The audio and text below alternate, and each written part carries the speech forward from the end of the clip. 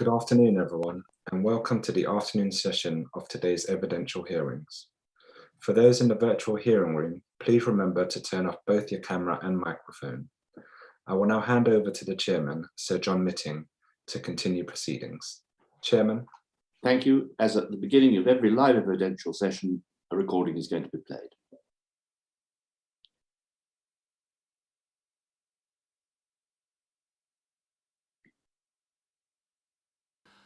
I am conducting this inquiry under a statute, the Inquiries Act 2005, which gives me the power to make orders regulating the conduct of the inquiry, including its hearings.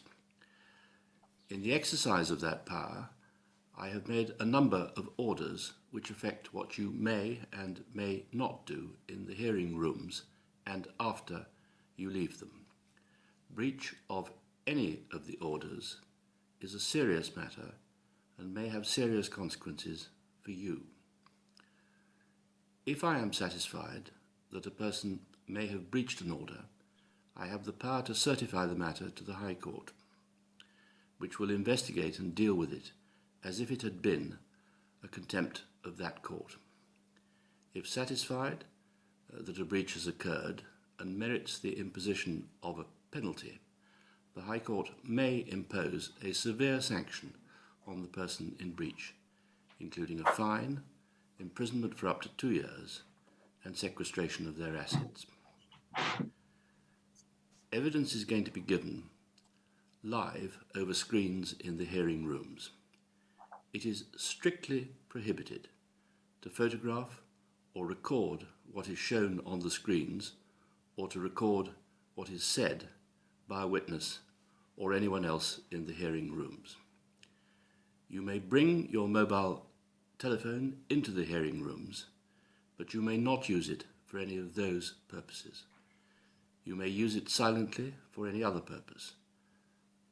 In particular, you may transmit your account of what you have seen and heard in a hearing room to any other person, but only once at least 10 minutes have elapsed since the event which you are describing took place. This restriction has a purpose.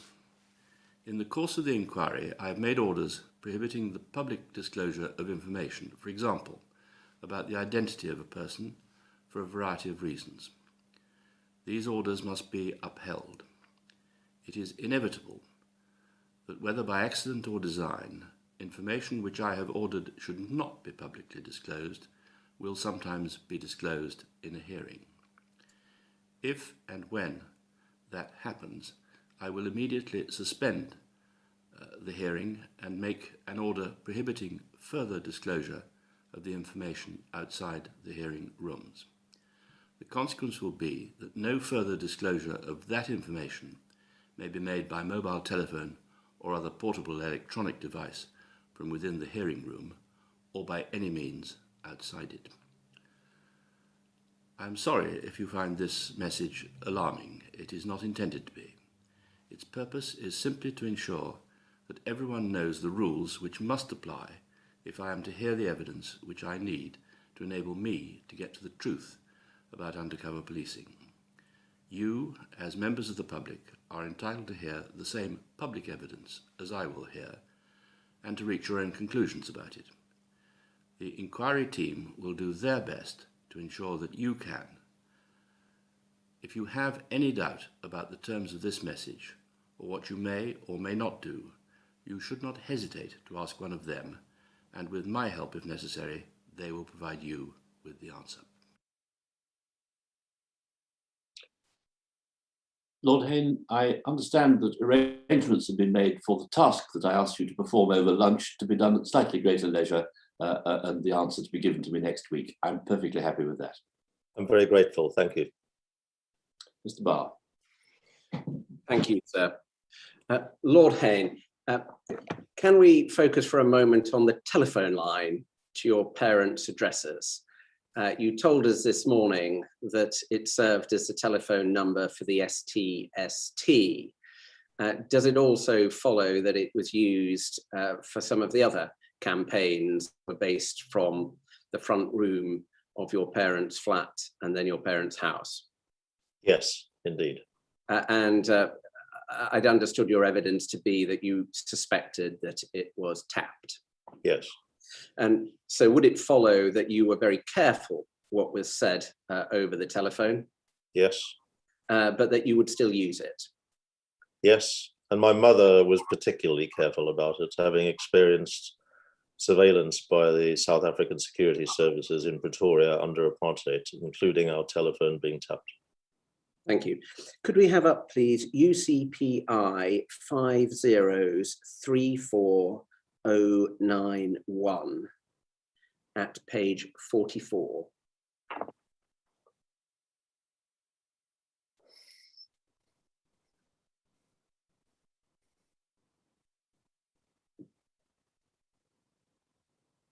Now, this is a paragraph from your witness statement, Lord Hain, about, it's your comment on Michael Scott's, the UCO, Michael Scott's evidence that he had occasion to telephone your home and spoke to your mother. And his written account is that she told him that if he were interested in doing something positive, he should go forthwith to an address which was Ernest Rodker's home address. And your reaction was to say that there's no way she would have alerted anyone about that protest. And you, as you just explained, because of her experiences in particular in South Africa. I just want to explore with you this. What 298 statement says doesn't in fact disclose the plan, does it? Not explicitly, no. And so may there be room for 298 having spoken to your mother as he recalls and having a somewhat coded conversation, which gave nothing away. It did mean that he made his way to Ernest Rodker's address and then found out the details of what was planned. I find that so unlikely as to be inconceivable. My mother was incredibly careful about what she said on the phone. And since both my parents and us as a family had lived under apartheid and under constant surveillance by the apartheid police with special branch cars parked at the bottom of our drive following us wherever we went, including me to school occasionally on my bike, she was ultra careful to the point of almost being too careful. And I find it astonishing that this statement is being made, and another example where an undercover officer is concealing the truth or not telling the truth. For what reason, I'm not sure, except that maybe he had a reason to give to being at the meeting that he landed up in. But her asking him to go to Rumbold Road gives nothing away, does it? No, it doesn't. But I think she would have known about the Star and Garter protest, which is what this is about. The protest over the England team going to South Africa and staying at the Star and Garter Hotel in Richmond, in a protest that was planned against that. I think you heard something about this yesterday from both Christabel Gurney and Jonathan Rosenhead, who participated in it. So she would have known that that was happening, as I did, and helped plan it. But although I didn't take part, for that reason, it just seems to me to be fantasy that she would have said over an open telephone line, knowing that this was going on, for him to get involved. Thank you. I'm going to move now to much later in the 1970s. We're about to move on to the Anti-Nazi League. Could I just, before we do that, may I, if I can, just in a sense, complete the anti-apartheid point? There's a couple of extra points, because there was in my statement, I refer to a report from police documents about undercover policing not in the public domain, but not in front of the inquiry, as I understand it, where there was an undercover officer who said the anti-apartheid movement is Stalinist controlled, which openly supports the African National Congress. That's the ANC that Nelson Mandela became president of the country representing. And a number of Labour MPs are active in the AAM. And this report, talking about it being a Stalinist organization, which it decidedly wasn't. It had archbishops as its presidents and the former leader of the Liberal Party, now Lord David Steele. It dates from 1993. And this, if the security services thinking in 1993, 3 years after Nelson Mandela was released, partly because of the anti-apartheid movement's campaigning, and just a year before he took over as president, and while he was involved in negotiations to achieve that, if that is the kind of thinking involved in undercover policing, as I submit it was in respect of the anti-apartheid movement, then we have a particular ideology of undercover policing, which frankly cannot be defended. And there are two other incidents I haven't mentioned so far in my evidence to this inquiry, which underline this. I've talked about bias in the reaction of policing generally, undercover policing in particular, and the security services to targeting the anti-apartheid movement, but not apartheid forces bombing officers in London of the AAM and the ANC. But there were two other incidents. In 1970, they did not investigate. That's to say, the British police or the security services will seem interested in finding out who in the South African security services murdered the journalist Keith Wallace, who was about to reveal South African security service operations in London. And why didn't they show any interest in investigating the letter bomb sent to me in June 1972 at the 4 Park Road Putney home that I was living in, my parents' home then, sent of the same type, sent to anti-apartheid leaders right across the world, which killed them. Fortunately, there was a trigger mechanism fault in the one sent to me, or otherwise I wouldn't be giving evidence to this inquiry.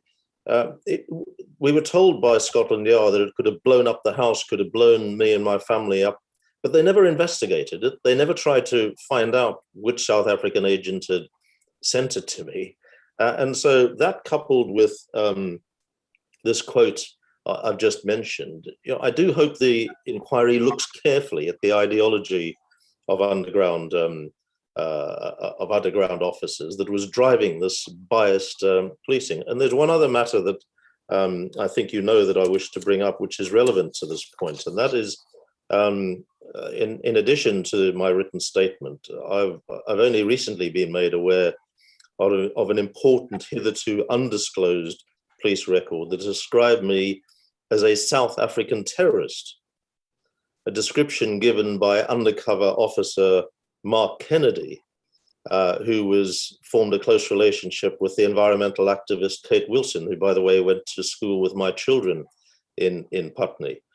And it was documented, this statement, that he made at the National Police Order Intelligence Unit, and the records date from November 2003, where he's calling me a South African terrorist at a time when I was a member of the British Cabinet, Secretary of State for Wales, the Leader of the House of Commons, and the Lord Privy Seal, and a member of Her Majesty's Privy Councillor. I mean, what is it in the DNA of undercover policing that allows its officers to get such a biased and reactionary view of the world that they can make these kind of biased and completely unrepresentative and libelous and defamatory statements about me in this instance, but no doubt about others? Thank you, Lord Hain. And in tranche 4 of the inquiry's work, we'll be hearing from Mark Kennedy, and we'll be able to explore that particular report with him.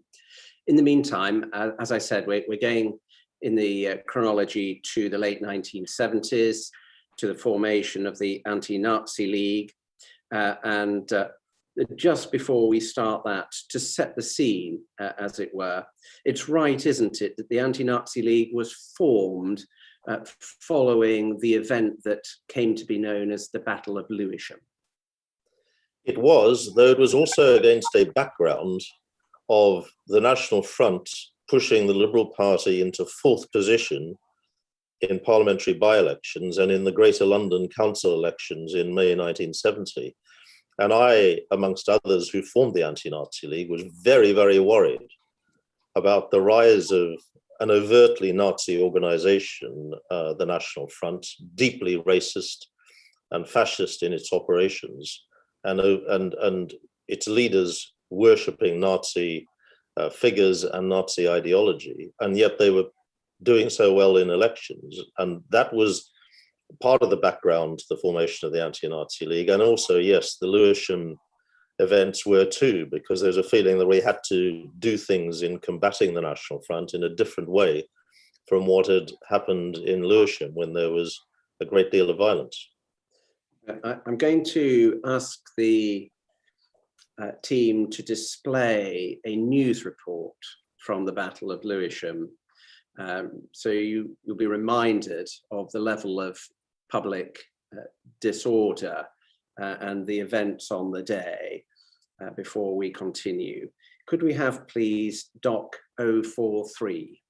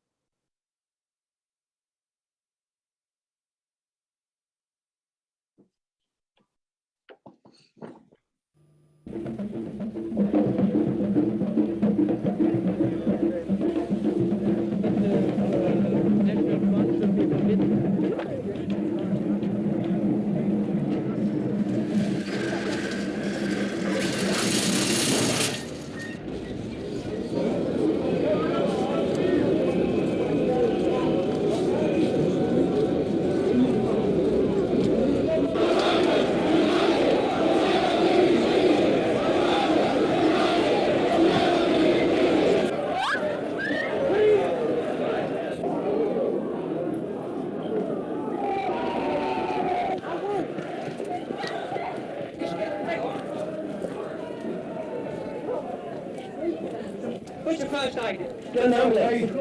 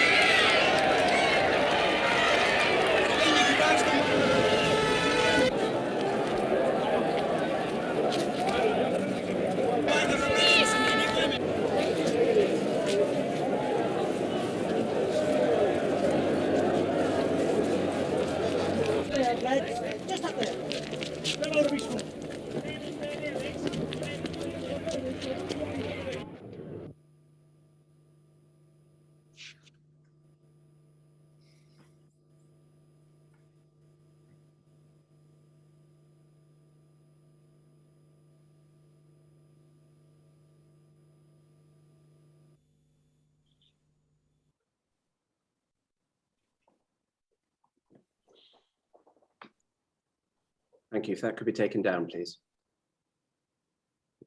Lord Hain, obviously some disturbing scenes there, and disturbing at a number of levels. Perhaps first of all, we see the National Front marching through, as it turned out, Deptford.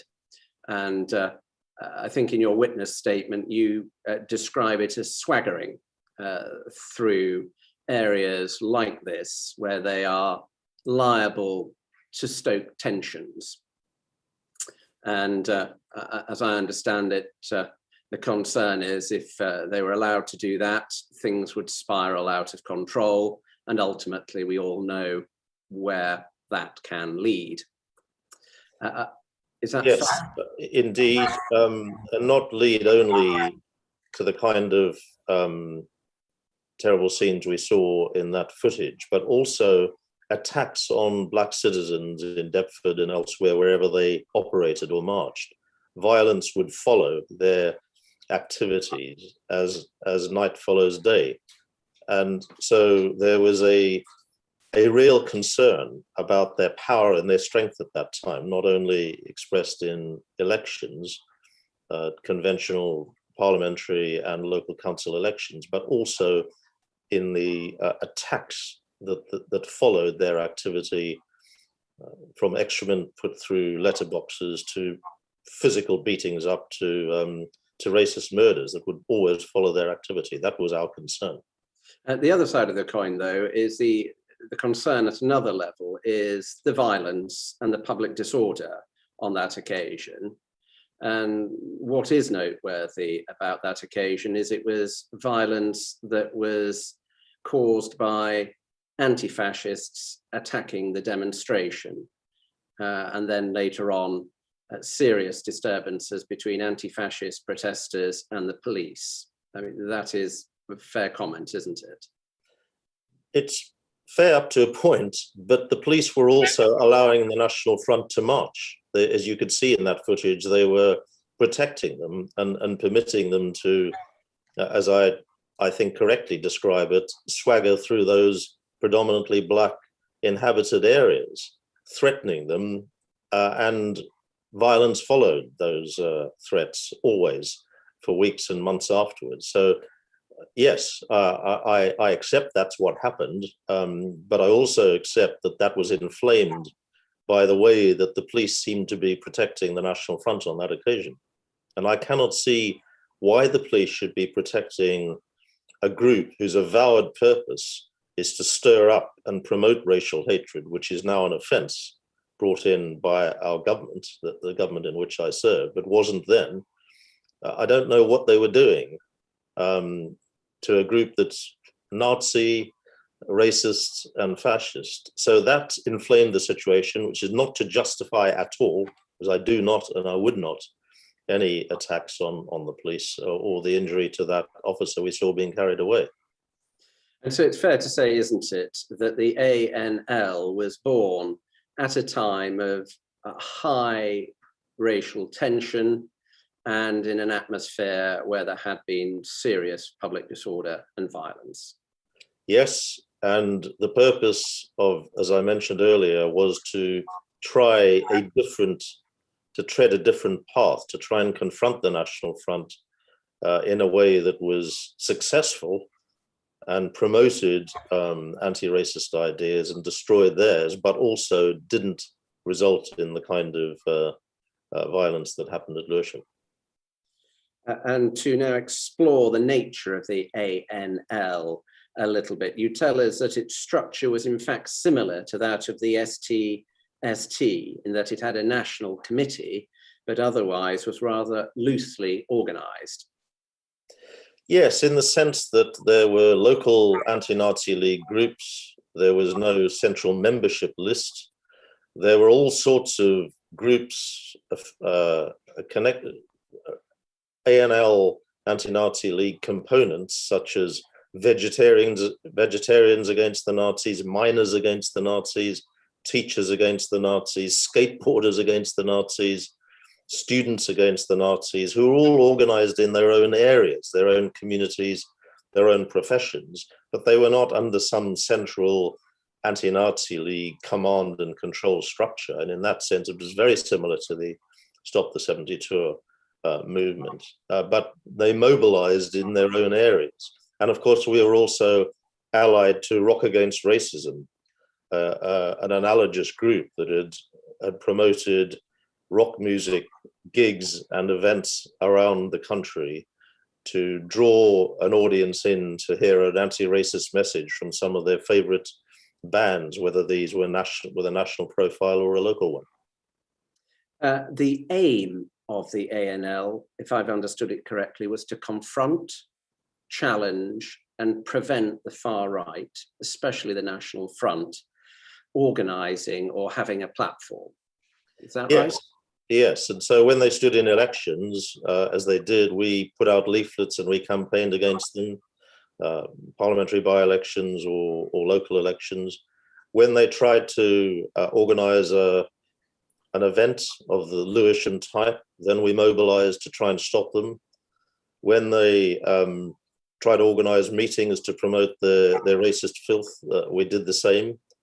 But at the same time, it was a very imaginative campaign because there was a worrying rise in youth, a sort of rather trendy tendency amongst working class youngsters, often without hope of a job at that time or a future, and particularly the skinhead phenomenon at that time of Doc Marten booted young, often working class lads who sported Nazi regalia, and many of whom joined the National Front. And we were very worried about the spread of racist and Nazi ideas amongst young people, particularly working class young people. And we thought that if we could promote carnivals against the Nazis, local music events against the Nazis, and try to get them to come and hear some of their favorite punk bands, because punk music was a big trend at the time. And a lot of those very same youngsters were followers of those punk bands. And we got them to play on our platforms, Rock Against Racism, Anti-Nazi League platforms, to encourage them to hear a different message. And many of them did. And that whole phenomenon of skinhead Nazism died away. And I've even met one of those who was a member of the National Front, who got so persuaded by our message that he joined the Anti-Nazi League. And the organization was avowedly non-violent. It was avowedly non-violent, yes, but it was also determined to ensure, by physically mobilizing and being there, that if they tried to repeat at Deptford and swagger through and inflict hatred and spread violence amongst local Muslim or Black communities, Black British or Muslim British citizens, or Jewish citizens, because they were attacking Jewish citizens as well, then our objective was to defend those communities and stand in between these marauding fascist forces and those communities. So we would physically do that, as well as a way operating in these other more imaginative ways. And rather like the Stop the 70 tour, very, very upfront and public about what you were going to do and why you were going to do it. Yes, there was no secret about it. It was not a conspiratorial, subversive organization in any sense. But perhaps the two differences here, first of all, the capacity for violence on the far right was greater than that of even the most irate rugby fan. Indeed, it was of a completely different order. This was serious, organized, sometimes almost paramilitary violence inflicted or attempt to be inflicted on Black, Muslim or Jewish citizens. And as we've seen from the footage from the Battle of Lewisham, those in amongst the ranks of the anti-fascists included very many who are not averse to getting involved in violence themselves, whatever the house line. Well, sorry, what do you mean, whatever the house line? I'm saying I'm not taking issue at all with the fact the ANL was avowedly non-violent, but I'm saying that there were people amongst the anti-fascist movement who, as they showed at Lewisham, were not averse to participating in violence. Well, yes, in the sense that I mentioned in my statement, for example, that a protest we organised against the National Front in the Ilford North by-election in the early part of 1978. We had organised and agreed with the police in advance, not least because it was in the middle of a parliamentary by-election, to organise an anti-Nazi League demonstration, and we had negotiated with the police, and it was all going fine.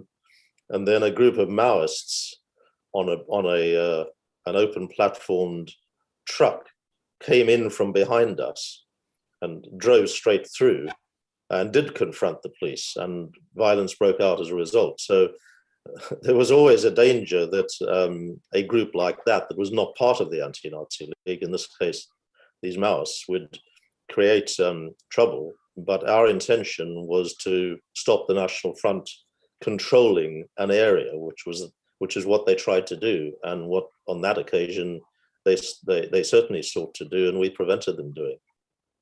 I'm going to read a passage from your book Outside In, Lord Hain. It's at page 119, and it's about the controversy that arises from the line that the ANL was taking.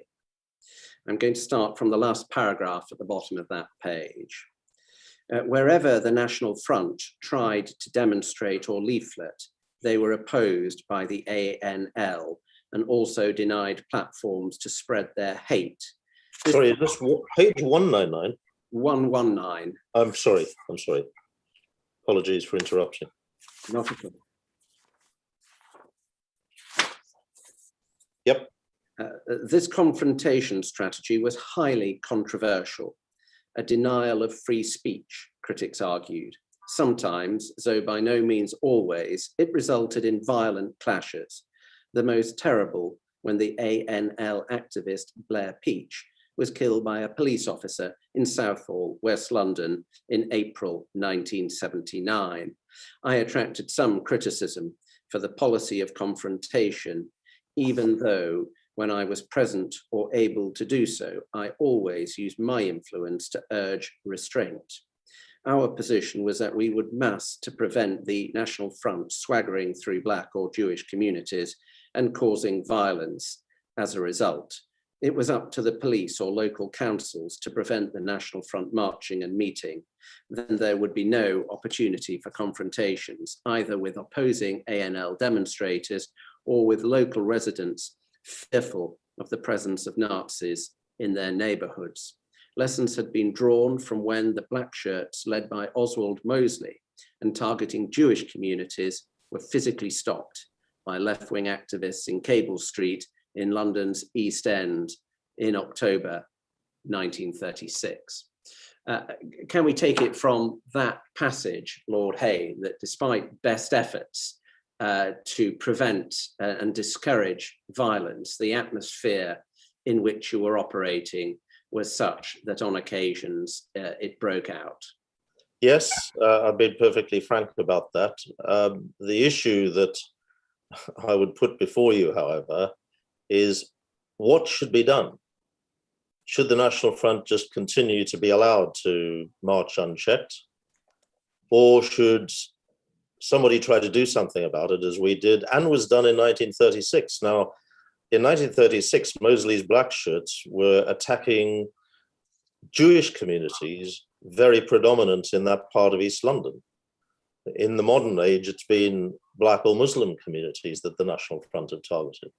Who else was protecting them? So I accept that given the National Front are a violent organization and made no secret about it, with violent methods, many of their leaders and members having been convicted for violent acts and acts of racial hatred. Yes, there was a danger that something bad might happen, though we would try to prevent it. But what was the alternative? Did we just allow them to continue to march?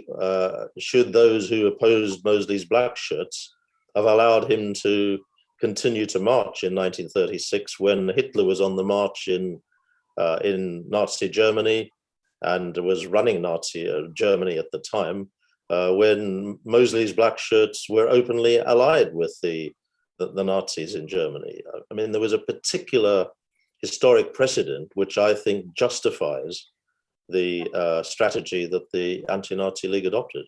Well, when I said earlier in one of my questions, we all know where that led. I was meaning rather further than attacks on individual people. It ended in totalitarian governments. Yes. That point is completely accepted, Lord Hain. And I see in your book you are positing that these were demonstrations that, in your opinion, ought to have been banned anyway. But they weren't banned. They went ahead. There was counter-protest. Inevitably, and for the purposes of this inquiry, where that takes us, doesn't it, is that the police had a difficult public order challenge to meet.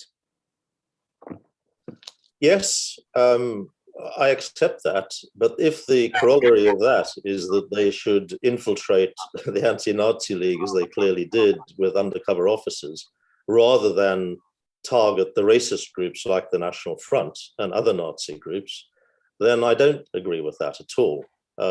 I think, again, the police found themselves in targeting the Anti-Nazi League on the wrong side of history and the wrong side of the argument. Would you accept? Sorry, so I didn't. No, thank you. So my answer to your question is the police and undercover officer policing in general, and I'll come back to this at the end, if I may, in any concluding comments that Judge Mitting might permit me to make, that it's a question of what is the ideology of undercover officer policing in this respect. There's also the question of what is legitimate and what is not legitimate. Now, I have my own strong views on that, as I've already indicated. I think some undercover officer policing is not only legitimate, it's absolutely essential for the peace and security of all of us, to stop jihadi bombers or, in past years, IRA bombers, for instance. But infiltrating the Stop the 72 campaign, fighting apartheid, or infiltrating the Anti-Nazi League seeking to stop Nazism spreading in Britain, I don't think that's legitimate. You would accept, would you, that the police would want the best intelligence that they could obtain about the likelihood of public disorder at demonstrations and counter demonstrations involving the far right and anti-Nazis? Well, yes, and indeed the Anti-Nazi League liaised with the police when we knew that a National Front demonstration was going to happen somewhere, as at Ilford North, for example, and elsewhere. We sought to agree arrangements with the police. Often that wasn't possible because the police seemed determined to allow the Nazis to march, which was where the root of the problem arose. Therefore, there was a lack of confidence on the part of the Anti-Nazi League, including myself, not in policing as such. It goes without saying, I've worked with the police and see their role as vital, but with a form of policing that is protecting Nazis groups and finds itself in doing so actually opposing the Anti-Nazi League. I cannot see how anybody can really defend that, and yet that was what was happening. The police view at the time appears to have been that an undercover officer placed in a group like the Socialist Workers' Party and reporting on the Anti-Nazi League could obtain timely, accurate intelligence about the intentions of ANL groups and branches and so forth, which was helpful to the appropriate allocation of resources to public order policing. Well, I don't accept that. If the police had a concern about the Socialist Workers' Party either then or now, then they would presumably take what steps they felt were necessary to keep an eye on them.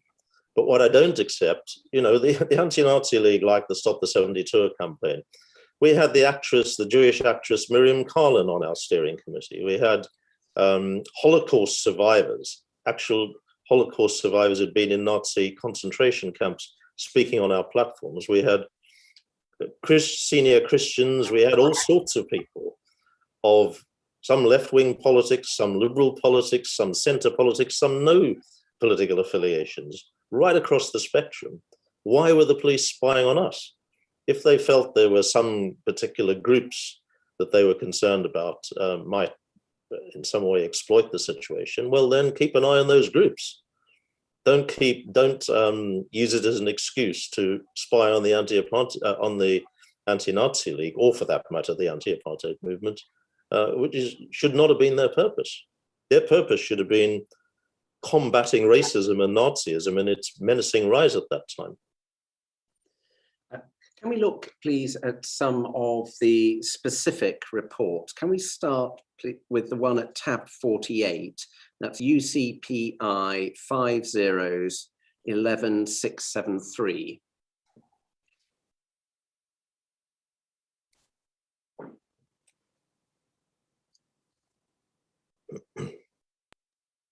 And this is a 1978 report, Lord Hain.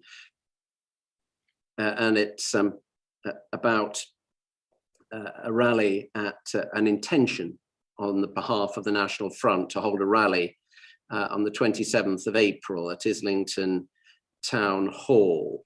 And at paragraph 3, it reads, the Anti-Nazi League, which operates from premises at redacted, is fully aware of the above event and its leading members, that is to say, redaction, Peter Hain, Ernie Roberts, redaction and redaction, are already drawing up plans to cause disruption and a confrontation situation outside the town hall in the hope that the rally will be prevented from taking place. In your witness statement, Lord Hain, you take issue with that description. What is it that you find problematic? Well, we were not drawing up plans to cause disruption. I mean, that's a pejorative way of expressing anti-racist activity, which I think, frankly, is typical and runs through undercover policing, as I said earlier, like it's in its DNA. What we were hoping to do is ensure that the National Front were not able to hold that event, a mass rally designed, as in the past and always, to intimidate local Black, Muslim, and Jewish citizens. That was their raison d'etre. That was what they were about, and spread their Nazi ideas. We didn't want it to take place. We didn't want that to happen. We didn't want those important British citizens in our society to feel intimidated by the National Front, which, if they'd organised freely, would have happened. And that's why we wanted to prevent it taking place, rather than to plan disruption. And it's interesting because it's seen through a prism where we are the bad guys and the racists and the Nazis are not. And I cannot accept that as a legitimate objective of policing at that time. So your interpretation relies on to distinguish your wish to disrupt the National Front. You are distinguishing from causing disruption. What I'm saying is that we wanted to stop them being able to do what they intended to do, which is to attack and spread racist ideas in local communities. They didn't choose these. They didn't demonstrate in Mayfair. They didn't demonstrate in leafy suburbs in Surrey or Sussex. They demonstrated in areas where there were Black and ethnic minorities and Jewish citizens, and they attacked synagogues and they attacked mosques, and they attacked centres where there were Black gospel church events and so on. And that's the way they operated. And so I think we were right to oppose them. I think the police should have been on our side in opposing them and not protecting them, instead of which they were putting undercover officers to make these kind of pejorative reports.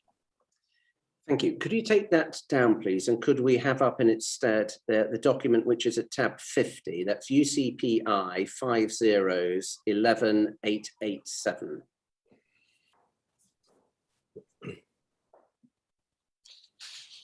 Could we have paragraph 4, please?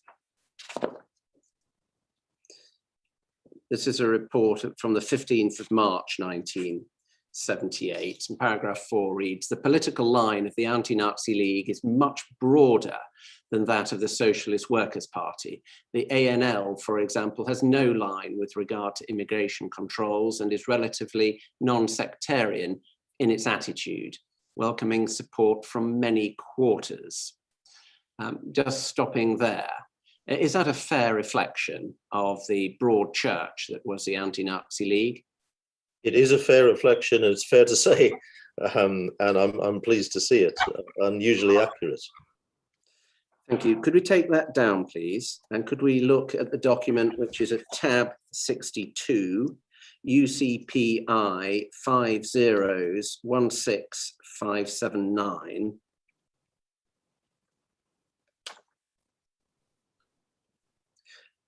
This is a report dated the 31st of March, 1981, and it is reporting on the Anti-Nazi League's 1981 National Conference. Can we turn, please, to page 9, which is a page from the conference declaration?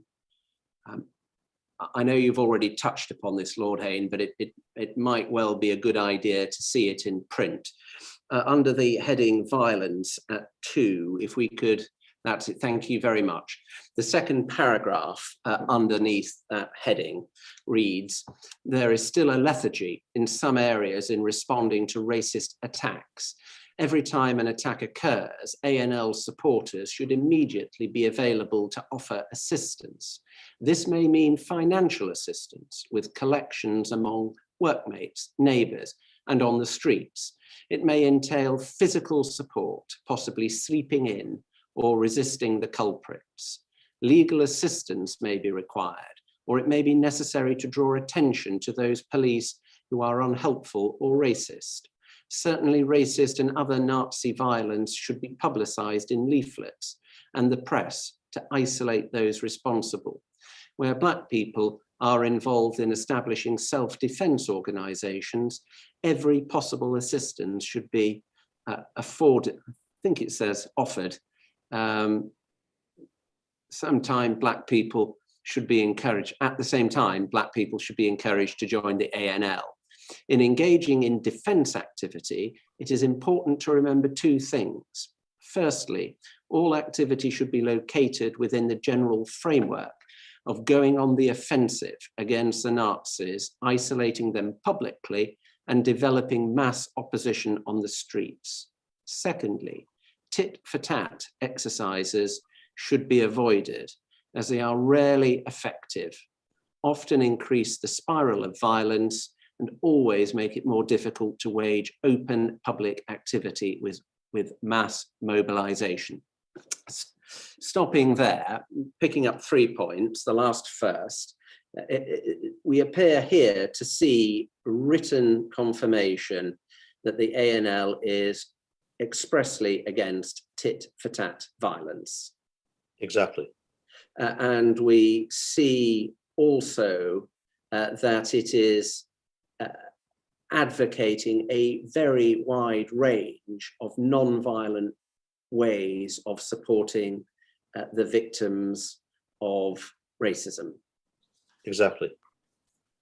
And thirdly, do these 2 paragraphs taken together fairly represent the ANL response to violence from the far right? Yes, and I'm grateful that you've read them out, because they're quoting from from a conference document, and they are exactly as I believed in the ANL and recollect its agenda. Can we take that down, please? And can we have up next MPS-0726-913?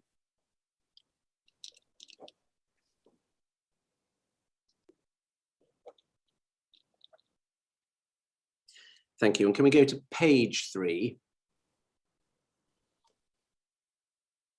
Sorry, maybe, is there a page 3 on this? No. That is page 3, thank you. In that case, this is quite difficult to read. This is an internal document. It's from, as it happens, Mike Ferguson, but much later, 1978. By this time, he is a manager within the SDS. And it reads in paragraph 1, with regard to the various demonstrations which took place over the weekend, it is apparent that Deputy Assistant Commissioner Helm of a department, and that's the department that dealt with public order, has voiced certain criticisms about the information which has been forthcoming from a special branch with particular reference to the numbers taking part in the ANL rally on the 30th of April and left-wing plans for the May Day march. And Lord Hain, you won't need me to tell you that the 30th of April was the Rock Against Racism event in Victoria Park. Yes, a giant carnival, and it's actually today's the anniversary of it. Yes, so we're seeing here criticism from the public order, uniform public order branch about the SDS's intelligence about that event. If we could scroll up and look at paragraph 2, please. Thank you. In relation to the ANL march, it was always made perfectly clear from our sources that a total in the region of 30,000 was anticipated, but that there was no indication that disorder was planned or envisaged. In the event, considerably more than 30,000 took part in this rally, but there can be no doubt that many thousands of these were punk rock fans whose attendance could hardly have been forecasted by the SDS. There was no disorder. And that, of course, is accords with your recollection and the philosophy of the Exactly. If we go to paragraph 3, please. In view of the large number of demonstrators who were present in London on the 30th of April 1978 for the ANL rally, DAC Helm expressed fears that they would remain in London overnight with the express purpose of attacking the National Front, who were holding a march from Grosvenor Square to Hoxton on the 1st of May 1978. Constant contact with our sources indicated that the majority of those who had travelled from outside London for the ANL rally would in fact be leaving on Sunday evening, and that although the left were aware of the NF's plans for a march on May Day, there was no intention to oppose them. This information was passed to DAC Helm. So what appears to come from that is the head of the SDS, as he then was, asserting that the constant flow of intelligence from the SDS had confirmed a negative. It had confirmed that the people who travelled to the Rock Against Racism concert weren't going to include hotheads who would attack the National Front the next day. And that, it appears, was regarded as valuable intelligence. Would you accept that intelligence of that nature has a value to police officers charged with policing public order? Well, look, if that intelligence, so-called, that information, I would prefer to call it, would have been no surprise to anybody and could have been obtained very easily by the police talking to us and finding out what our intentions were. And we'd have told them, and we did, because the rally, which was held in Trafalgar Square and then marched to Victoria Park in London's East End, obviously we needed stewarding arrangements with the police to ensure that that proceeded properly in terms of traffic and all of that, because our intention was not to disrupt, it was to rally against Nazism and racism. And my only quarrel with the description is not that it isn't accurate, it is, and that's good and to be welcomed. But that information didn't require undercover policing officers. It could readily be available by normal contacts with the police, between the police and the A&L organisers, of which there were regular communications and meetings and so forth. But would you accept that within the ranks of the broad church of anti-fascists, there were hotheads of the kind we saw venting their frustrations at Lewisham? Well, quite possibly, but what you have to do, surely, as an undercover police officer, is focus, quote unquote, on the hotheads. However you might define them, people you think are about to commit violence or something. And since the Anti-Nazi League was a broad movement, not committed to that objective, why was so much time? It comes back to one of my constant themes in this evidence to you, and I'm grateful to be able to present it, as to why undercover officer policing resources are devoted to a massive and disproportionate extent to finding out the obvious, which was in this event, in this example, what was intended all along and would have been known by the Metropolitan Police officers liaising with anti-Nazi League organisers. Staying with the Victoria Park Rock Against Racism concert for a moment, on the True Spies programme, the former undercover officer, whom we know as HN21, used the pseudonym Jeff. And there's an anecdote about sitting on sacks of money near to you. Do you have any recollection of that? I do. I don't have a recollection clearly in my mind of who he was or what he looked like, disappointingly. But yes, because we collected cash from attendees of what was a free carnival with some fantastic groups playing, like The Clash and Tom Robinson and Steel Pulse and others, that attracted over 100,000 people, that much bigger than we ever expected. And it was free, but we obviously spent money organizing it, putting up the stage and so on, with all the proper sound systems, and that needed to be paid for. And so we had A&L volunteers with buckets as people streamed away, and they tossed in quite a lot of cash, thankfully, that helped fund it. So yes, I do remember that particular incident. We were all a bit worried about the security around the money, to be frank. I see. Thank you. Could we take that down, please? And we're going to fast forward in time to 1994. And could we have up, please, the document which is at tab 69, MPS-0742-234. It's now Saturday, the 11th of June, 1994, and we're at the Camden Centre in Bidborough Street, WC1, for a large ANC delegate meeting. It says 320 delegates from over 200 separate organisations attended this conference. A&L, I assume, not ANC. A&L, of the A&L. If we've got the minute sheet for that document up at the moment, could we go to page 3, please? This is towards the back of the report. And what is being reported here is the A&L steering committee was appointed and approved by vote. It says an old SWP practice. It is made up as follows. What's the vote? Is that an old SWP practice or what? Well, I'm reading the same report as you, Lord Hain. Okay. And puzzled by it.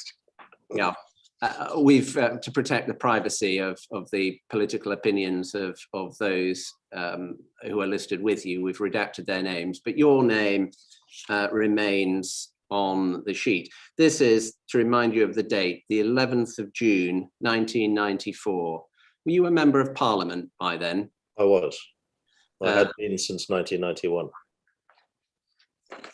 Does it bother you that as an elected member of, at that time, the House of Commons, your activities being elected to the ANL's steering committee are the subject of reporting by an undercover police officer?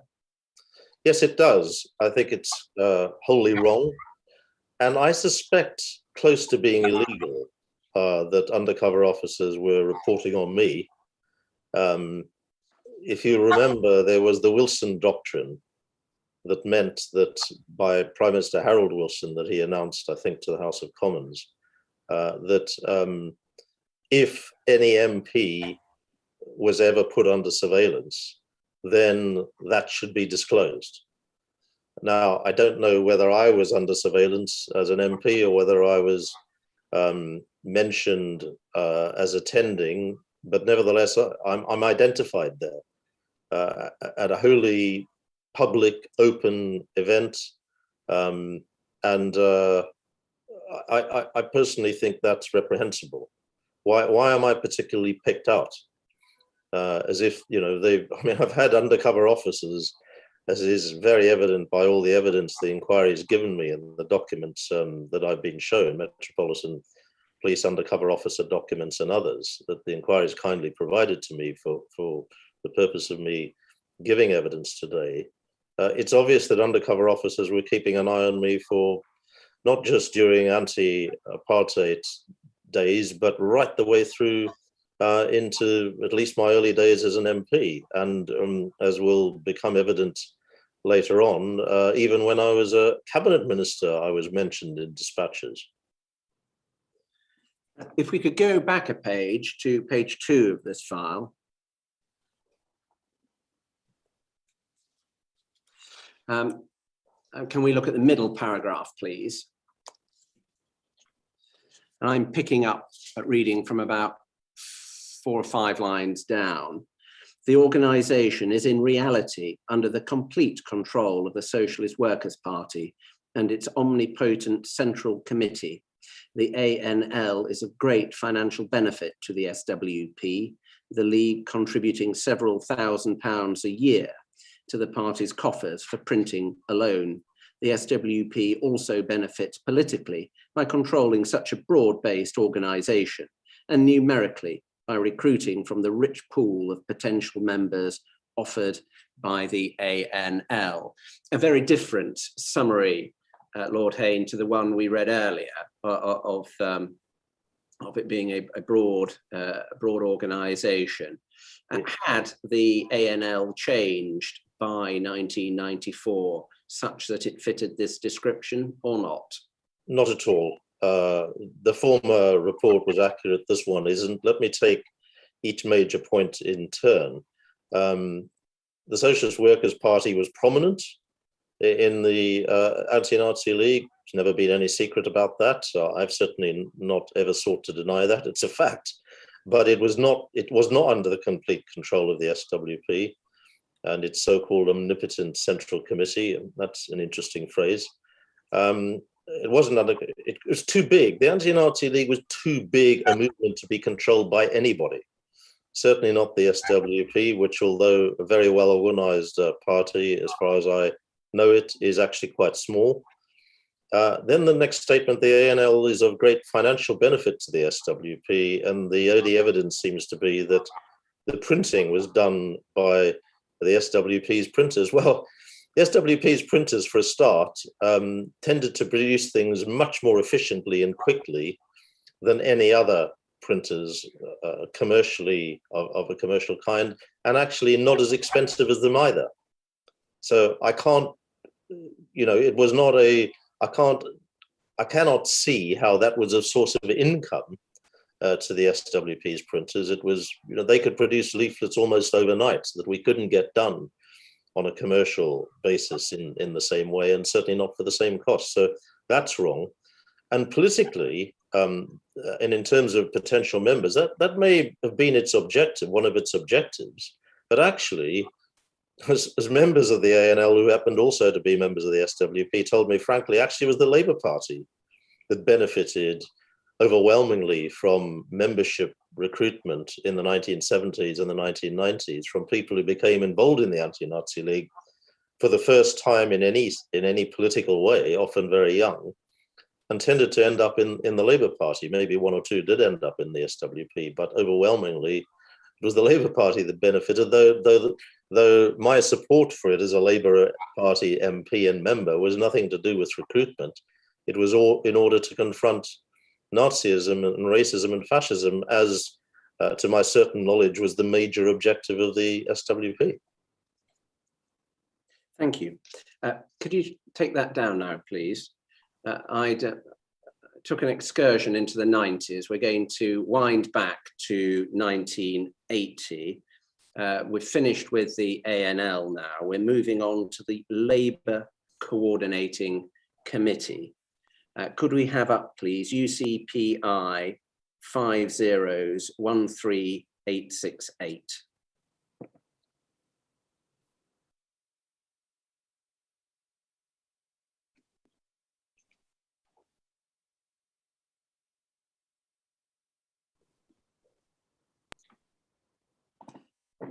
Thank you. This is an SDS report dated the 24th of March 1980. And it reads, on Monday, the 17th of March, 1980 at 7 p.m. at the Methodist Central Hall, Westminster SW1, the Labour Coordinating Committee held a debate of the decade on the subject, the crisis and the future of the left, chaired by Peter Hain. About 2,500 persons were present. The debate never materialized as a discussion and comprised 6 speakers explaining their personal politics and dissecting the politics of their fellow speakers. Lord Hain, for those who are following and who are not Londoners, Methodist Central Hall is a building directly opposite the Houses of Parliament. Is that right? Yes, it is, and it was a debate and portrayed as that between the 6 speakers. The most of them had different politics, and that was the purpose of exploring the different views about the future of the left and the future of Britain. There was a debate in that sense. Well, insofar as we've not had to protect their privacy, let's have a look at who some of those speakers were. There's Tariq Ali, who's already given evidence to the inquiry, the late Tony Benn, MP, and if we could scroll down. Thank you. Tony Cliff, Paul Foote, 2 very prominent personalities from the left. And if we could scroll down further, please. Yourself in the chair, Duncan Hallis, Chris Harman, and Stuart Holland, MP. Yeah, that's not actually correct. Duncan Hallis and Chris Harman didn't speak. I'm not sure that Tony Cliff spoke either. In fact, Audrey Wise spoke. Lord Hain, thank you very much. It's my mistake. Paragraph 2 is listing persons identified. All right, okay. Okay. It's Tony Benn, Tariq Ali, Paul Foote, and Stuart Holland, who are identified as the speakers. Forgive me.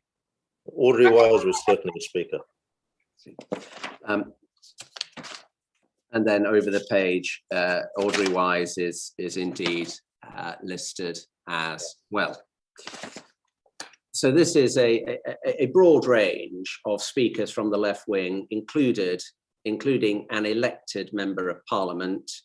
And so far as you are concerned, by that stage, you were a member of the Labour Party.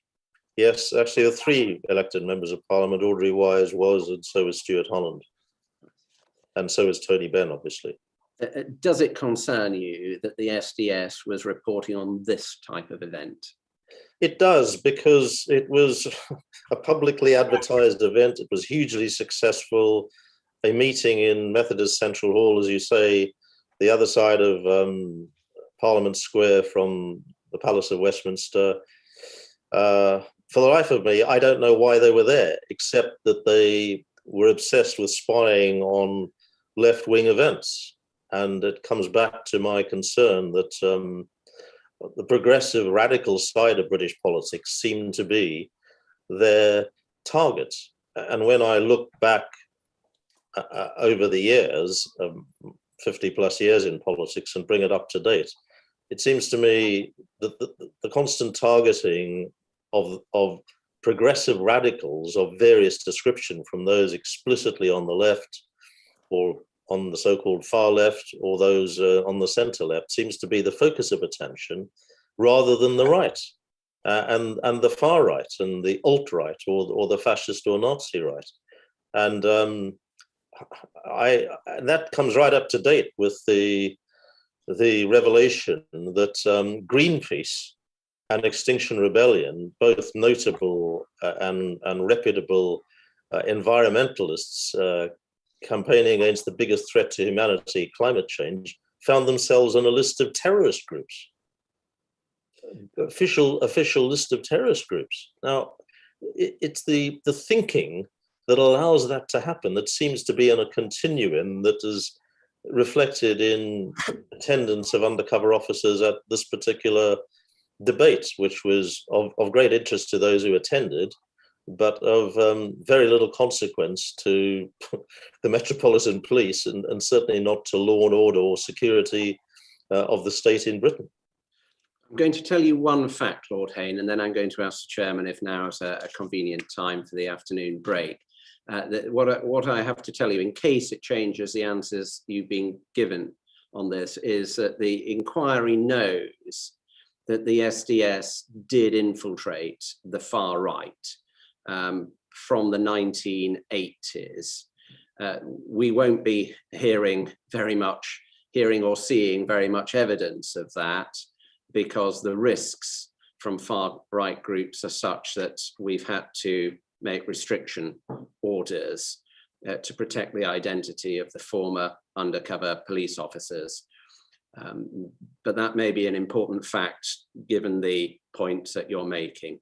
I'm pleased to hear that. I don't think it detracts from my general argument in the anti-apartheid movement or that I've made in respect to the ANL, but I'm pleased to hear that and reassured, frankly, to hear that, because I'm not disputing and never have, as a former Secretary of State who's worked with undercover officers in Northern Ireland.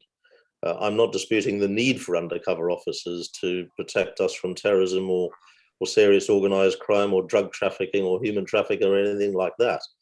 What I am disputing is the way it was deployed, particularly in those things that I know about or was involved. Thank you. Sir, is now a convenient time for the afternoon break? Yes, it is. Thank you. Good afternoon, everyone. We will now take a break. May I remind those in the virtual hearing room to remember to join your breakout rooms, please. The time is now 3:20 p.m, so we shall reconvene at 3:35 p.m. Thank you.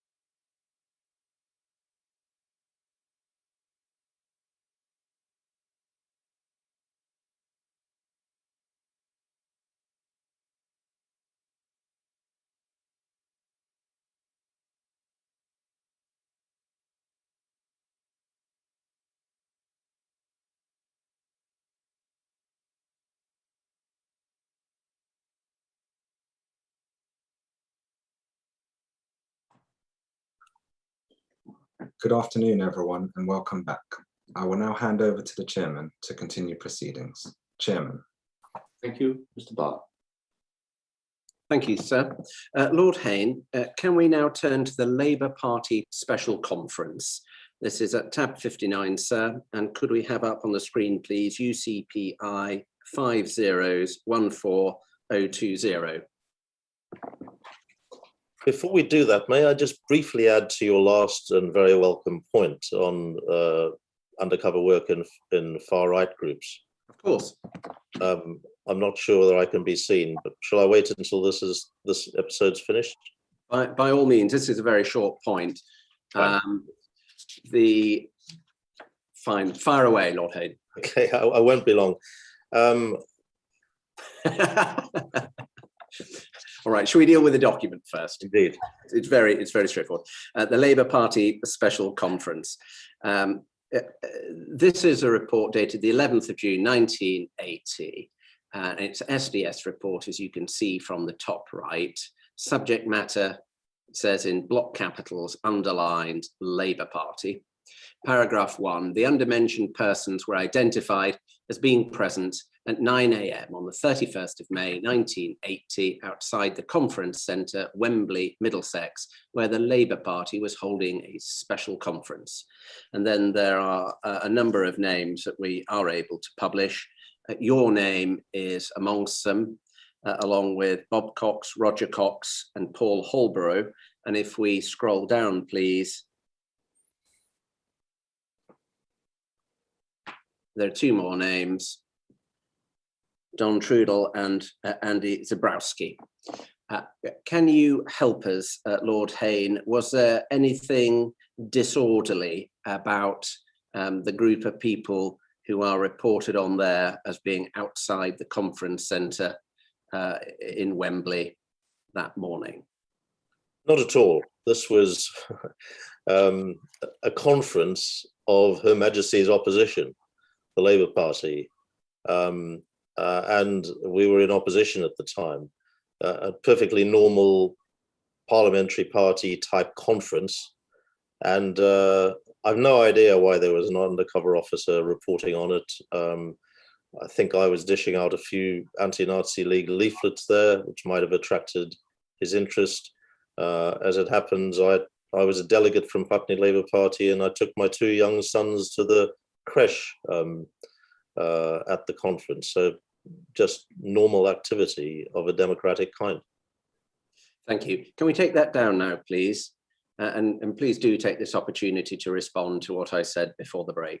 I'm grateful. It's just that I was able to check and was identified a report in The Guardian on the 15th of October 2018, which showed that of around 1,000 groups that undercover officers were deployed in, just 1% or so were far-right groups. The rest were environmentalists, Stephen Lawrence campaign, national trade unions, mostly of a progressive kind, that should have attracted absolutely no interest, legitimate interest at all from undercover officers. I mean, I welcomed your statement about those far-right groups, but I think it's important that it's put into perspective. And what is needed here is full transparency. And if that's something the inquiry can help with, I'd be grateful. Thank you. Can we move now to voices for withdrawal, sometimes also referred to as Labour Committee on Ireland? Can we go to tab 60, UCPI 5014080?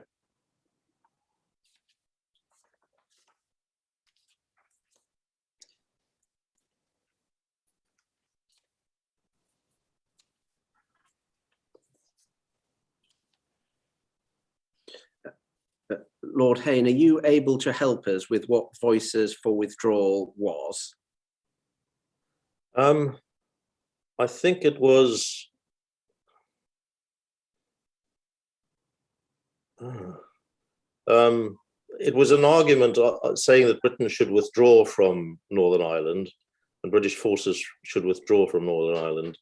I'm not sure to be frank, I'm not sure the exact provenance of the group now, but I think that's what its purpose was.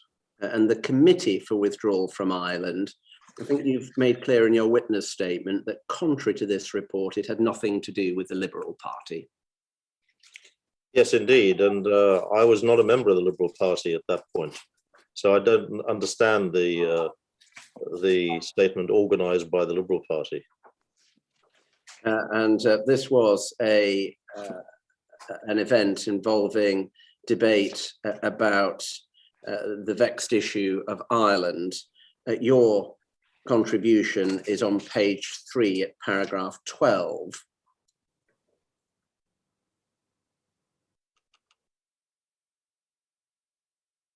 Thank you. It says the second of the afternoon sessions commenced at 3:15 p.m. with the chair of the forum reverting back to its morning occupant, Mick Martin, who introduced the session under the head "Why We Call for Withdrawal from Northern Ireland," and introduced Peter Hain from the Labour Party to speak on the subject.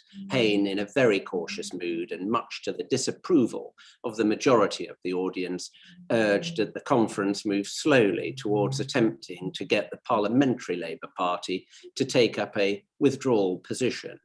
He concluded by suggesting that the conference should aim for the next Labour government to give a clear undertaking to withdraw from Northern Ireland without specifically demanding a date.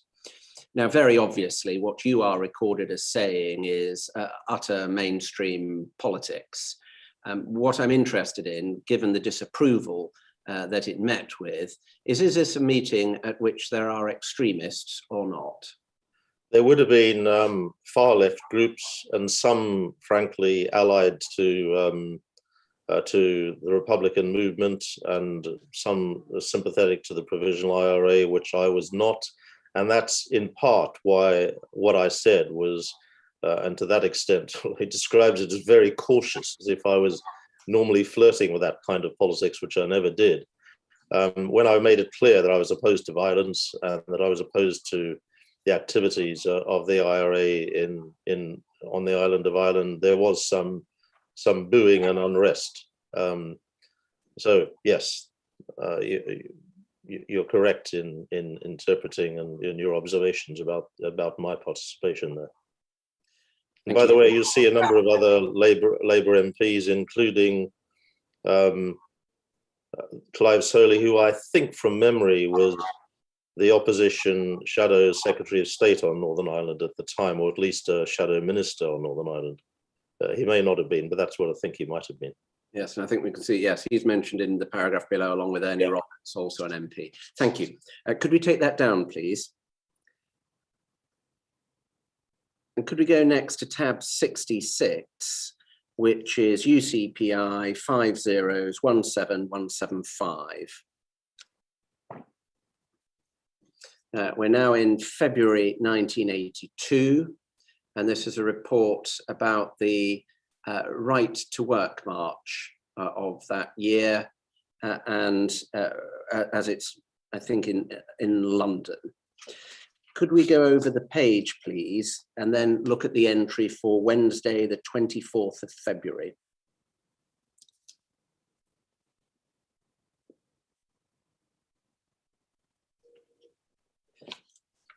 This report is recording, amongst other things, that on Wednesday, the 24th of February, the march will continue as previously reported to Borough Community Centre, where the speakers will be, I think it's either Dick or Rick North, Harriet Harman, Peter Hain, and Yolanda Bytham, or Bystrom. Did you speak at the Borough Community Centre? I may well have done. I don't know why it was of any interest at all to an undercover officer and why the resources were deployed to record that. It's not clear to me at all, but I may well have done.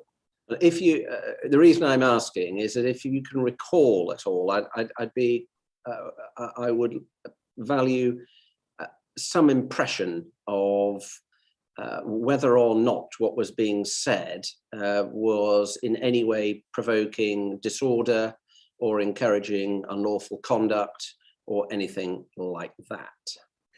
Not at all. And as I recollect, what it was there's a great deal of concern at the time. This is 1982, I think. Yes.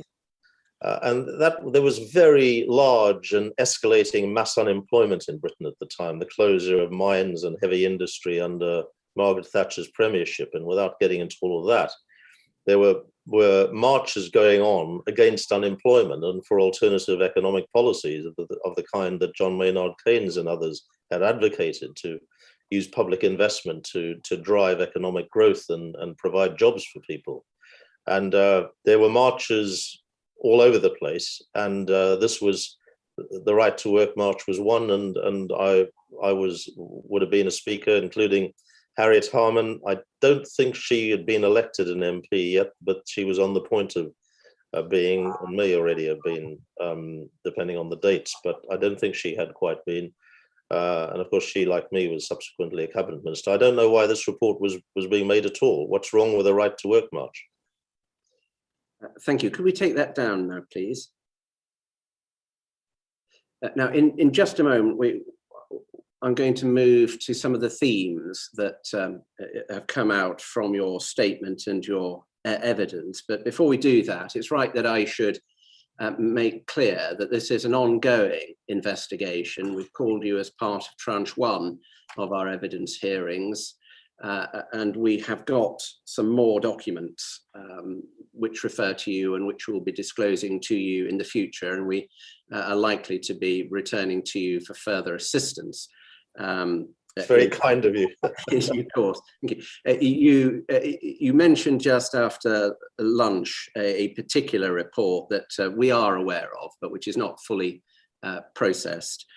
Just for the transcript, I should read in that is dated the 18th of November 2003, and I think the material passage reads: Catcher's father is a good friend of South African Sikh, who was an activist terrorist, but who now works at the UK Home Office. That's a passage that caused you particular concern. Yes, it's the one I think I mentioned out of sequence earlier on. And I mention it because to be described by Mark Kennedy, the undercover officer concerned, who used that phrase as a South African terrorist, people said lots about things about me in my time in politics, but being described as a terrorist has never been one of them, because I'm not a terrorist and have never supported terrorism. And it troubles me that a senior undercover officer involved in infiltrating environmentalist groups and who formed a liaison with actually a family friend, Kate Wilson, who went to school with my boys. And the fact that he's called me a terrorist and a South African terrorist, years after Nelson Mandela, who had been described by the apartheid state as a terrorist, and indeed even by Margaret Thatcher, who had been president of the country and already stood down. It reflects a state of mind that I find very troubling about undercover policing work. And I do hope that, Sir John, your inquiry will address this matter when you eventually come to your conclusions about it and make recommendations, presumably for the future of undercover policing, as I trust you will. Moving now to some broader themes. So first of all, the dissemination of intelligence. You've seen that the reports are often marked with box 500, which shows that they were sent to the security service. Does it concern you that material of the kind we've been looking at today was being passed to the security service, and if so, why? It concerns me for two reasons. First of all, what I was involved in was legitimate democratic protest and, in some cases, parliamentary activity. And I don't think that should be of any interest to the security services. But it may have been during the times of the anti-apartheid movement, because the British security services were working hand in glove with the South African apartheid security services, and they were trading information between them. I think my colleague, anti-apartheid activist, leading anti-apartheid activist, Christabel Gurney, might have mentioned this yesterday. And that does trouble me, because the security services of South Africa were engaged in waging terror on all opposition, including my parents when they were in Pretoria, and on Nelson Mandela's supporters while he was in prison. And our security services should not have been doing that. They were on the wrong side of the history, on the wrong side of the argument. They should have been standing up, if they have any agenda, it should have been standing up for human rights and justice and the rule of law. And that's expressly what did not operate in South Africa. So yeah, I am very concerned that they were trading information with the South African security services, who were themselves engaged in illegal bombings and arson attacks and murder and sending letter bombs to, or a letter bomb to anti-apartheid activists. And the next topic I want to move to is retention, because of course, some of the documents we've been looking at today are half a century old, but have been retrieved by the inquiry from various files. Do you have concerns about how long material has been stored for? I do, because I was told by the head of the Director General of MI5, Stephen Lander, who came to see me in my ministerial office in the Foreign Office in, I think it was July 2000, told that there had been files, security service files on me, but that they had been destroyed. I am concerned about special branch files on me, whether they've been retained. Obviously, they're in existence, so they must have been retrieved. But have they in any way been active, including whilst I was in, I know the special branch doesn't exist anymore, but I don't know where they've gone in the Metropolitan Police or security service world. And I am concerned about that. Because of course, before I became being appointed a minister first by the Prime Minister Tony Blair in 1997, May 1997, like all other ministers, I would have been vetted. And certainly I was would have been security vetted before I saw the secret intelligence that I told you I did as a Foreign Office Minister and as Secretary of State for Northern Ireland. So I'm troubled by this, and I'd like to know what the situation is, if it's possible for the Sir John's inquiry to find out. Thank you. Boundaries. We've heard evidence from a number of the officers who've used words such as unfiltered to explain how they understood their role as to what they should record, leaving it for others to filter further down the line. And we've seen reporting on all sorts of activities today as we've gone through your documents, including reporting on you as a member of Parliament and so forth. You mentioned in your witness statement boundaries. Could you expand on precisely what your concerns are in that regard, please? Well, first of all, what I regard as legitimate undercover officer work.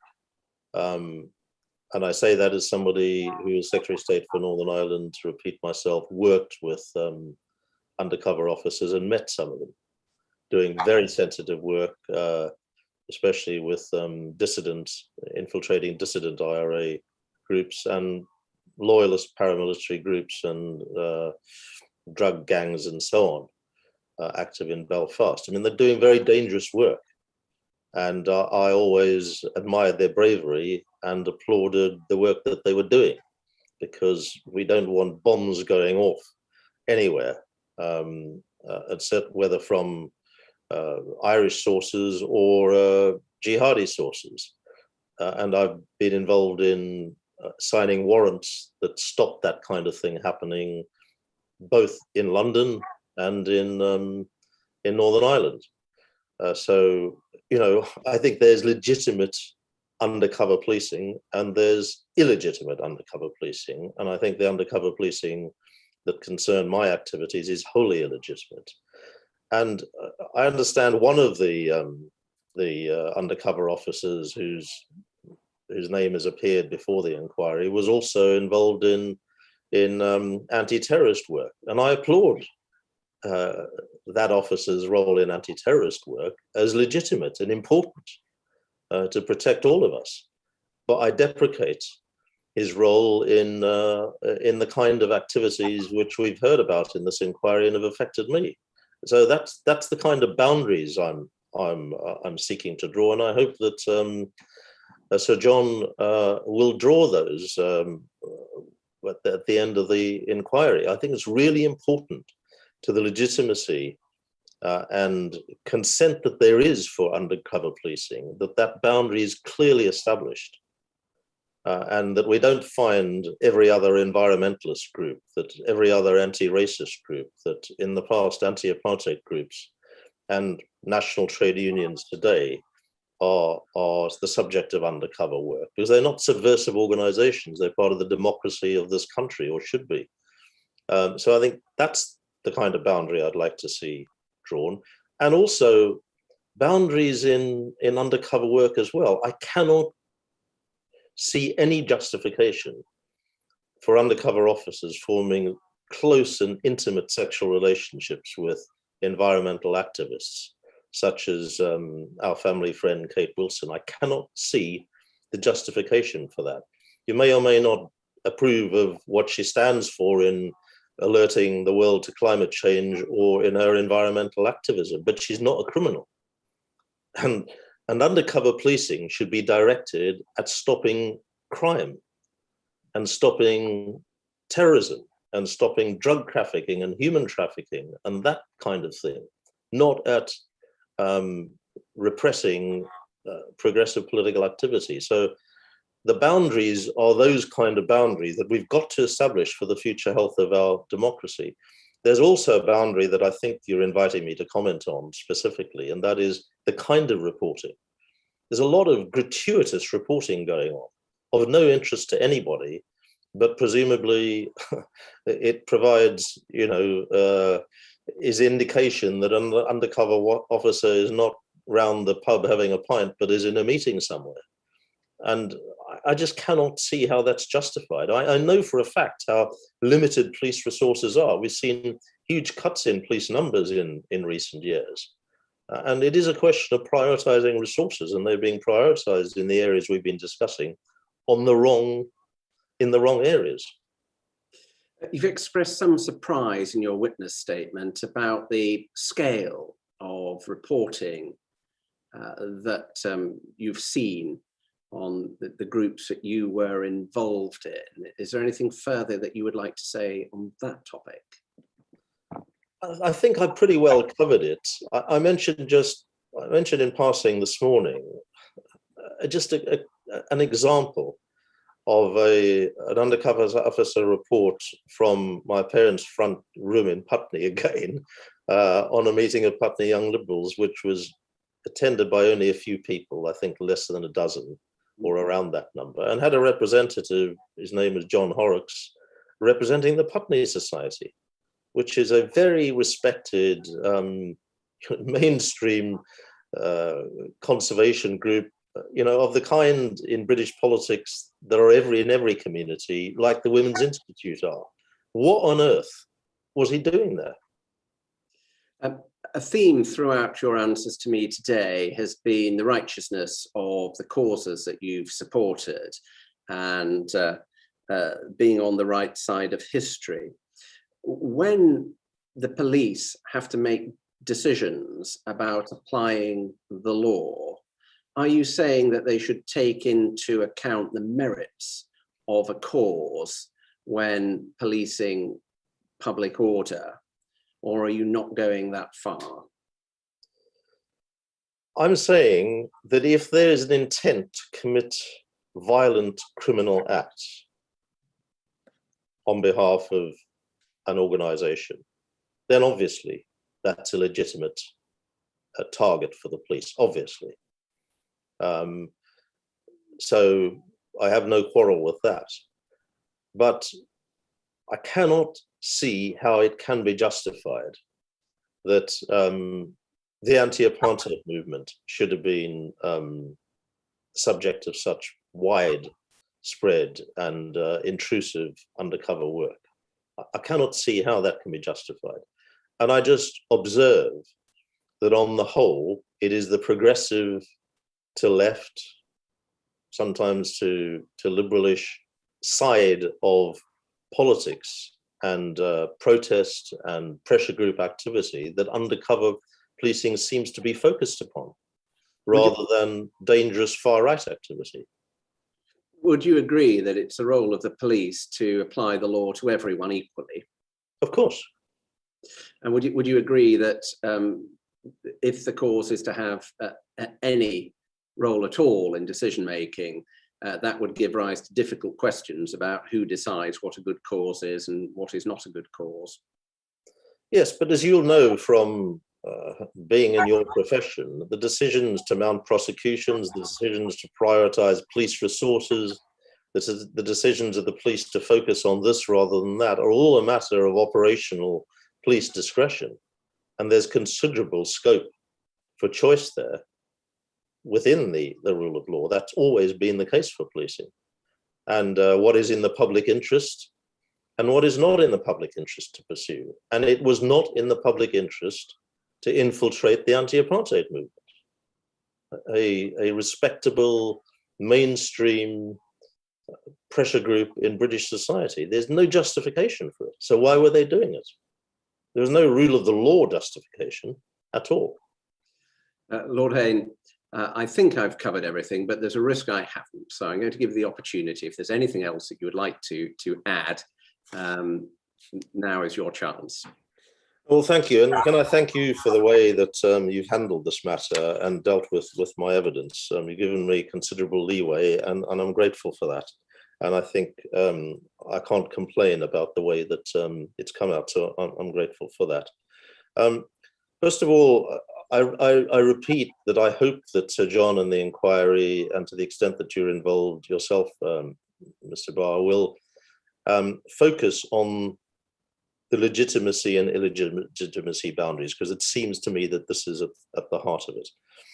The other side of it that I hope you'll focus on is the role of undercover officer work that seems to be written for secret documents that were never expected to appear in front of an official public inquiry and to be publicly dissected in the way that they have been today and in previous days and no doubt in subsequent days. And they seem to be very self-serving and self-promoting to me. They use terms like, in the Stop the 72 campaign, spreading panic, attacking, subversive, the use of tin tax, an example, which was a straight lie. So I think that there needs to be some scrutiny of the state of mind of undercover officers when they're doing this. As I say, I think there's vitally important undercover officer work, and when that's done for the reasons I've expressed, it can be dangerous to their own safety, and they're very brave people. But you know, all of what we've been discussing today hasn't fallen into that category. I think there's also, I worry, and it goes to your point about boundaries, there's a tendency to spy on everybody on the off chance that it might lead you to somebody. And that's the kind of approach that would encourage you to spy on the whole of the Muslim community in the case that you might catch the odd jihadi who are in a tiny minority. And that's not acceptable. Undercover policing, difficult though it is, and police intelligence, difficult though it is to glean, and I know that from personal experience, because I've worked with the intelligence services. I've known it on first name terms and count as friends, former heads of the MI5 and MI6 and GCHQ, and have worked closely with them. But you know, you do not see a successful end product by a kind of omnibus scattergun approach to undercover policing work. And you know, some of the professionals watching this may say, who's he to pronounce in this way? But that's my view, and I hope the inquiry will address that. I also think that a lot of this went wrong from the very beginning. There seemed to be a kind of open season on progressive or left-wing ideas and movements to see if there are any subversives are about.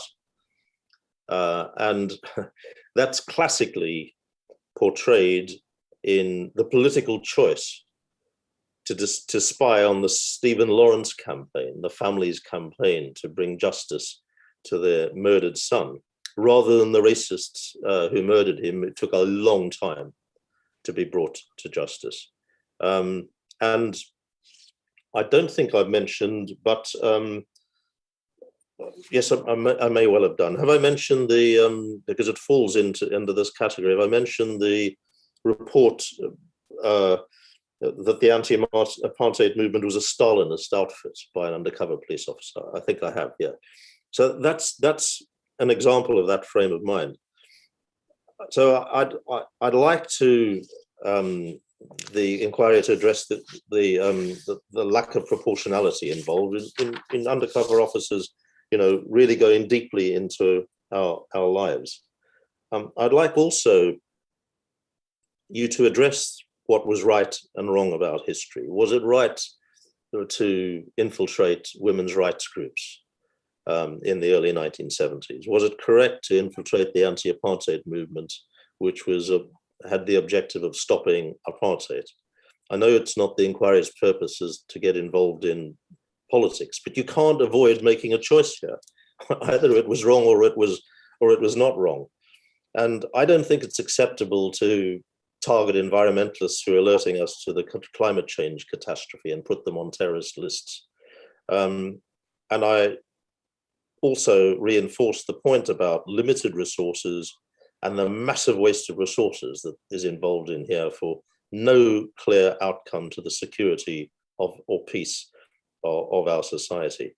And finally, if I just add that, I'm not some starry-eyed romantic about all of this. I support the rule of law. I want to see effective policing. We all depend on effective policing to underpin the rule of law in a non-discriminatory fashion. And there are bad people about. And some of them are involved in politics. And some of them are not always on the far right, where most of them are. So, I see the need for that. But if you look back at this record that the inquiry is covering, it is a pretty sorry record of undercover policing. And I hope that the recommendations from Sir John will make sure that it never happens again. And that it isn't happening now, that it isn't happening in legitimate environmental groups like Greenpeace or Extinction Rebellion. Whatever you think of Extinction Rebellion's tactics on a particular day, it's an admirable movement with admirable objectives. And I hope it doesn't have undercover officers all over the place within it, distorting and reporting back on what it is doing in a way that happened to me in the anti-apartheid movement and the Anti-Nazi League. Thank you very much for the opportunity to add those points. Lord Hain, thank you for answering my questions so patiently all day. The procedure now is we have a 15-minute break, which is time for other advocates to contact us if they want anything else pursued. So you'll have to, I'm afraid, bear with us for a little while longer. It'll be a pleasure. Thank you for doing so. Thank you. Mr. Fernandez. Good afternoon, everyone. We will now take a break. May I remind those in the virtual hearing room to remember to join your breakout rooms, please. The time is now 16:10 p.m., so we shall reconvene at 16:25 p.m. Thank you.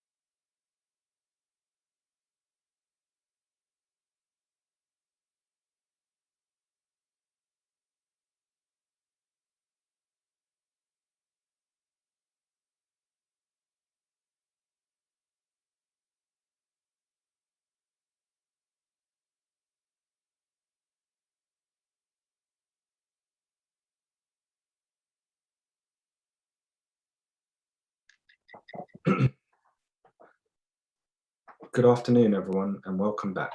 I will now hand over to the chairman to continue proceedings. Chairman. Mr. Barr, are there any further questions from Lord Hain? No, sir.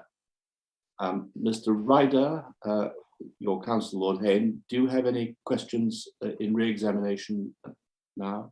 No, thank you, sir. Then, Lord Hain, all that remains is for me to say